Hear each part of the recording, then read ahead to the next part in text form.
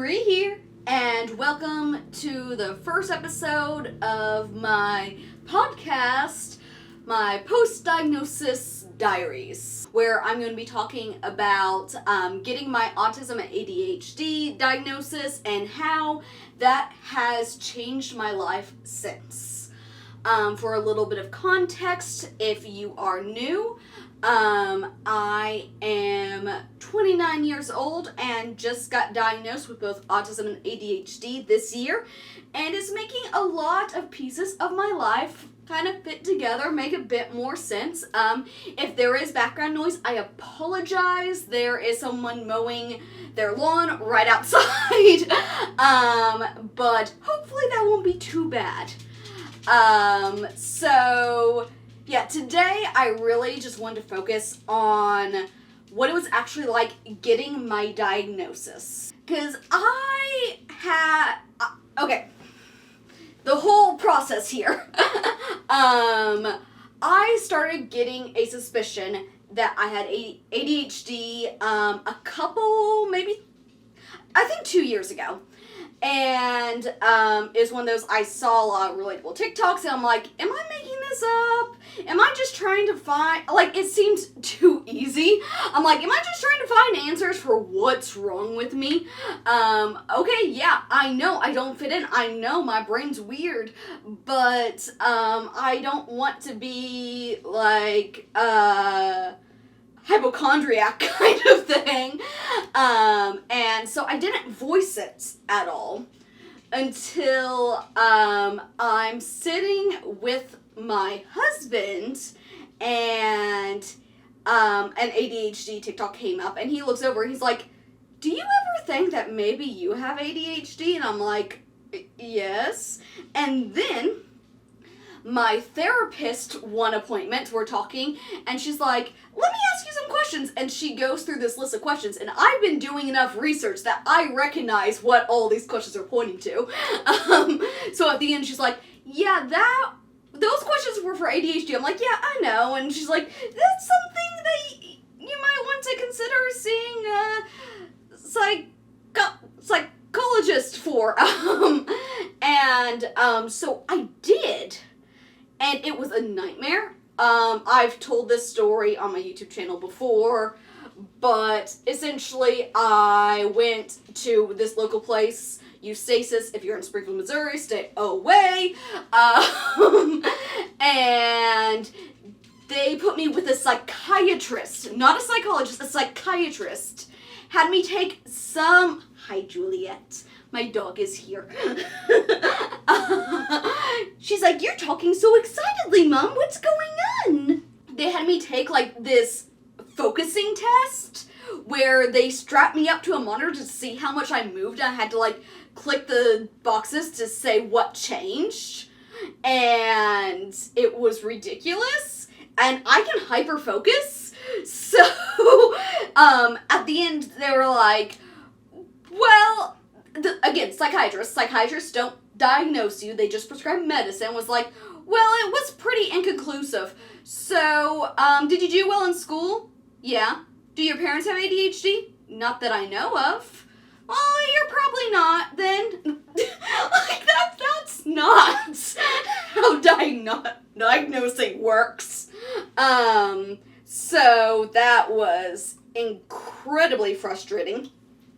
And meanwhile, TikTok had also started showing me some autism ones. And I'm like, no, I can't be autistic. Because, I think of the more stereotypes, how it's always portrayed in media, and that's not me. I grew up in a very sarcastic family. I get sarcasm. I'm like, so surely I can't be autistic. And, but I'm seeing these TikToks and I'm like, There was one put a finger down, extremely specific, ADHD edition. And I put all my fingers down and they're like, that was actually autism. I'm like, no,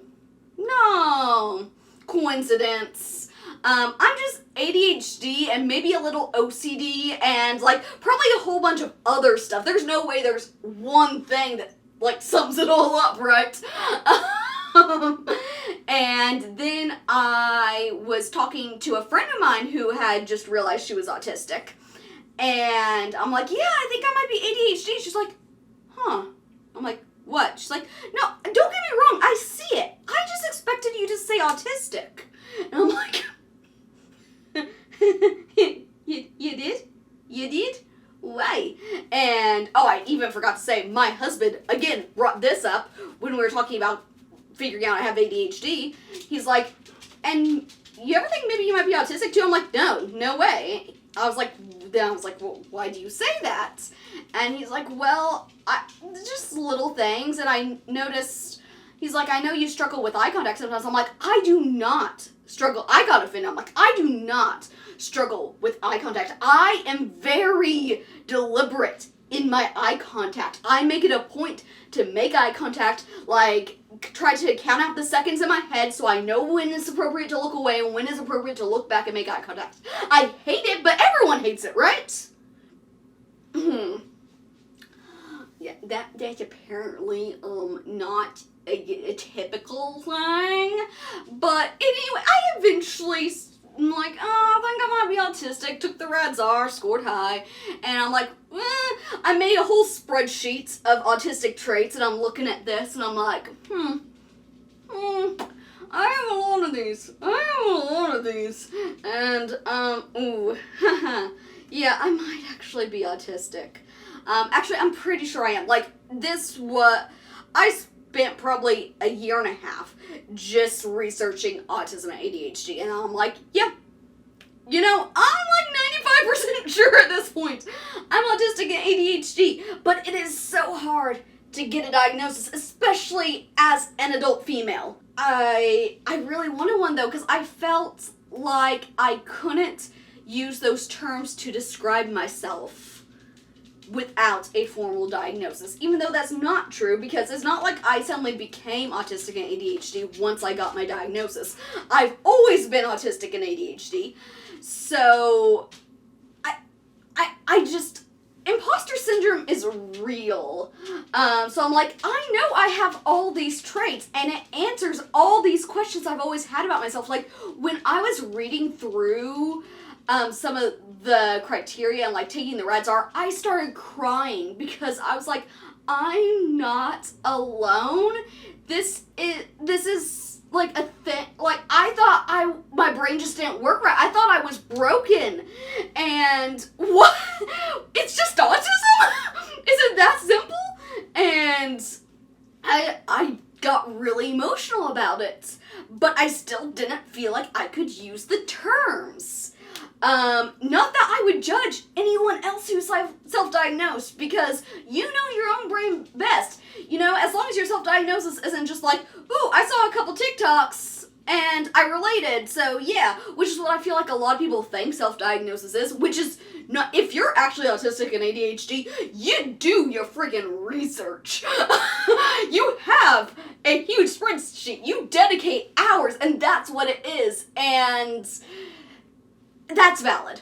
But it's one of the things where I'm like, yeah, that's valid for others, but not for me, because I don't feel like I know myself well enough, because I've never known myself well enough, because I have no awareness with my own body, which is another autistic thing. So I'm like, I really want a diagnosis.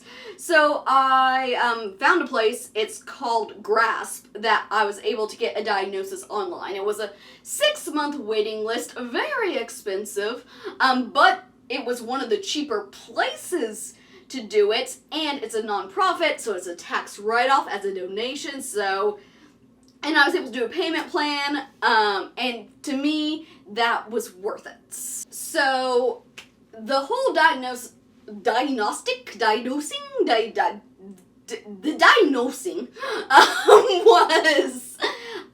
3 separate appointments. The first one, well, I had to fill out these intake forms, and I also sent them my spreadsheets.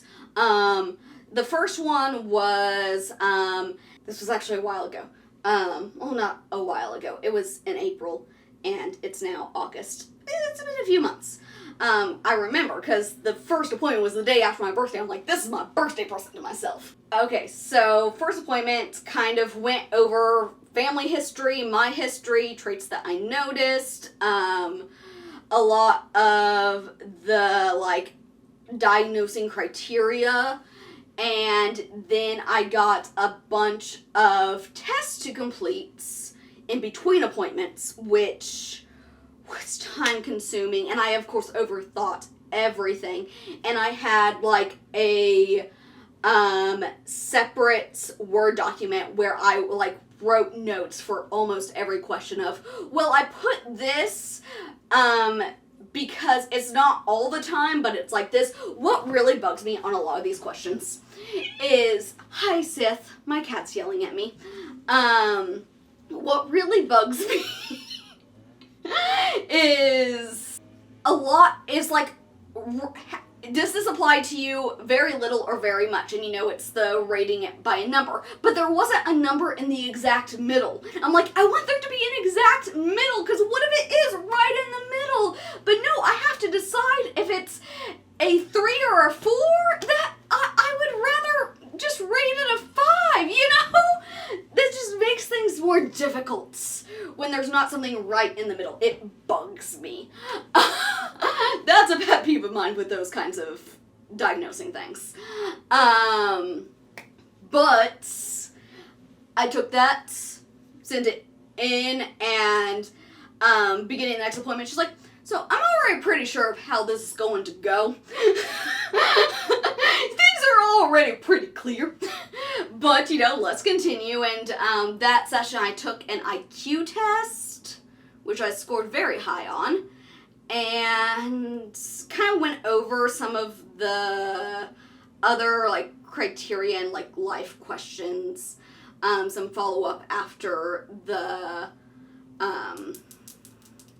test that I'd taken. I think that was mostly what I covered in that appointment. And then the third appointment was going over my diagnosis, which, surprise, surprise, I'm autistic and ADHD. And as I was, like, planning to get my diagnosis, I had a lot of people ask me, you know, you say you're so sure you're autistic and ADHD, why do you feel the need to get a diagnosis? I'm like, I just want the validation because I don't trust myself. And even though I feel like this is right, it finally checks all these boxes that have been, like, mysteries to me. I doubt myself, and I want a professional to say, you are correct in this. I was like, this will give me permission to actually seek resources for this and talk about it. So I was so looking forward to getting my diagnosis, and I really expected that once I got it, I would feel such a sense of relief at, oh my, I was right, I finally have the answers. This is great. And I did feel that to a degree, but I also felt it was kind of a little deflating, a little like grief, I think, is the best way I can describe it. And I think there's many things wrapped up in it. For one, it's the realization that, you know, I've always, like, I've been in therapy for a while, and I'm like, if I just get on the right meds, if I just get enough therapy, I can fix whatever's wrong with my brain. And that's not the case. Like, I can manage better, I can get solutions, I can work with my mind instead of against it, but this is a neurotypical world, and I'm not neurotypical, and I'm always going to have these struggles. That was a hard realization to have that I was not expecting. So there's that, there's grieving the person I thought I was, thought I could be, and also grieving the person I never got to be as a child because I spent it all masking and trying to fit in and appear normal and suppressing myself like all my life to the point that I feel like I don't know who I am half the time, and I'm finally just now starting to figure that out. I remember watching Heartbreak High on Netflix, and it has amazing autistic representation in it. And Quinny, played by Chloe Hayden, she's amazing. And I remember just crying after one of the episodes, and like just sitting there like unable to do much. And my husband's like, you know, what is it? And I'm like, I feel so sad watching this show and seeing Quinny embracing herself in high school as an autistic person and live like yes, it shows her struggles. It does a great job of showing that, but it also shows her being true to herself. And it made me really sad that I didn't know who I was sooner, that I was always pretending to be someone else. I mourn the loss of who I could have been. I mourn the loss of who I thought I was. I mourn the loss of who I thought I could become. But at the same time, I'm really happy to get to know me, and that is 100% worth it. But, you know, getting a diagnosis, even aside from the grief, did not fix everything. I still feel like a fraud sometimes. I'm like, did I portray myself like more autistic than I actually am? Because I wanted this diagnosis. Like, I'm like, I was honest, but I'm like second guessing everything and questioning myself. I'm like, did I trick them? Did I trick these trained professionals who do this for a living? Probably not. But, you know, I'll worry about it. Like I said, all my life I felt like something was broken and wrong with me. And now I have an answer that I'm not broken, and it's hard for me to just accept that. I'm working on that. And, you know, progress is being made. I switched therapists because I loved my therapist. She was great for trauma processing, but she was not knowledgeable about autism and ADHD. So I found a new therapist who specializes in those areas. She actually is autistic and ADHD, and I just started with her, which during, like, we had an interview, 15-minute interview to see if she was a good fit, and I was, like, so anxious during it. When she asked, she was like, so, because I told her I recently got diagnosed, and she was like, so what traits did you start noticing in yourself? And I'm like, crap, she's gonna find me out. She's gonna be like, oh, they misdiagnosed you, you're not, like, I panicked. And I'm like, what traits did I notice in myself? Not enough. She's gonna be like, oh, you're not actually autistic, you're just faking. I'm not gonna accept you as a client. It's ridiculous. The way I freaked out about those, the way I still freak out about those things. But it's real, it happens. Again, imposter syndrome is real, even for an autism diagnosis, which I did not expect. And then, I had my first, like, real appointment with her, and it was just kind of an intro. She, like, asked me, you know, what are your struggles? How, like, extreme would you say your need for therapy is? In which my answer was really, she was like, on a scale of 1 to 10, how extreme would you say your need for therapy is? And, my answer, I'm like, I don't know, because, when I first started seeing a therapist, it was because I was dealing with suicidal thoughts, and that's not the case anymore, but I'm also having a hard time getting out of bed and functioning like a normal human being, and I feel like I can't do everyday life stuff, but it's okay, because, you know, I'm not thinking about unaliving myself, so I'm fine. And she's like, okay, that tells me what I need to know. I'm like, good, because I don't know a number. But yeah, I think it's gonna be really good for me having her as a therapist, and I hope that it will help me to process through some of getting this diagnosis, because like I was talking to her about the whole grief, she was like, that is 100% normal and to be expected. I'm like, great, I didn't know that. So I think she'll really help me to work through that and just work through a lot of other things I have going on in my life. So I'm really excited about my journey moving forward. I feel really good about it. Nervous, anxious, hopeful, lots of emotions, and I don't always know what I'm feeling at the time. But there are emotions there. They're all mixed together. Emotions are difficult when they layer on top of each other. I think I'm in a good place and am on a good path. That is what I hope, and I will be continuing to share this path with you in this podcast. Thanks for watching, thanks for listening, and I'll see you next time.